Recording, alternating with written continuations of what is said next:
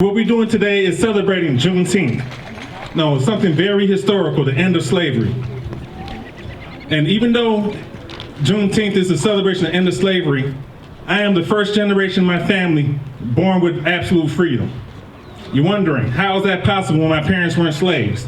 And I tell you, both my parents were born under Jim Crow, the oppression of segregation, in 1959 Alabama and 1959 Mississippi. And what's important about that today is people still have that same attitude, that they could oppress people, they could call 911, and they could do whatever they want to us with no retribution whatsoever. And that's something that we need to change, because that is just pure evil.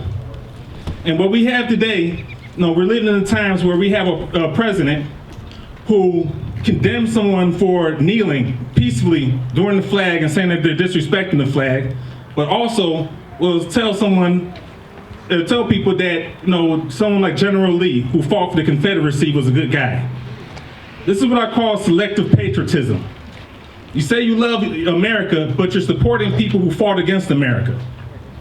More people wearing Confederate flags and waving them have killed more American troops than anyone from Black Lives Matter. These are the kind of facts you need to throw at these racists and let them realize that what they're doing is completely wrong. And what we need to do is bring about change. In this area, you don't see Buffalo Grove police people, cops, shooting people. But what we do have in this area is 911 abuse. Yes, people could pull out their cell phones and be like, hey, I'm gonna call 911 on you and make up any story to harass black people. No, 911 should not be a weapon. It's for emergencies only.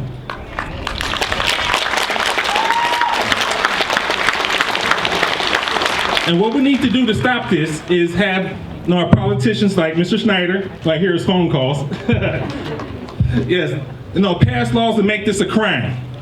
If you call 911 to harass someone, you should be put in jail, you should be charged with a hate crime, and then you should be forced to read the book, The Boy Who Cried Wolf.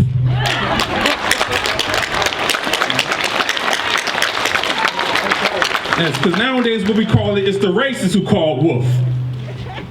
No, when we look at the lady in Central Park, called the police and the black man, just boldly told him, I'm gonna call and say that you're attacking me because you're black.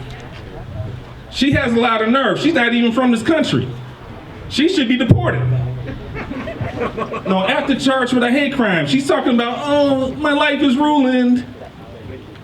This woman tried to ruin this man's life. What would have happened, if they would have came with that same energy like a woman's being attacked, damsel in distress? This is why we need to have change. So we can have a society where everybody could breathe comfortably without racists being empowered. And once we get all of that done, we have to have people held accountable for their actions. Anybody that supports any kind of discrimination, is adding to the evil. And that's something that we really need to take away from. And to hammer down the point that everybody else has made before me, it is important that we all get out and vote so that all the politicians can hear the voices and hear that we need to have this change, brought upon us. Thank you.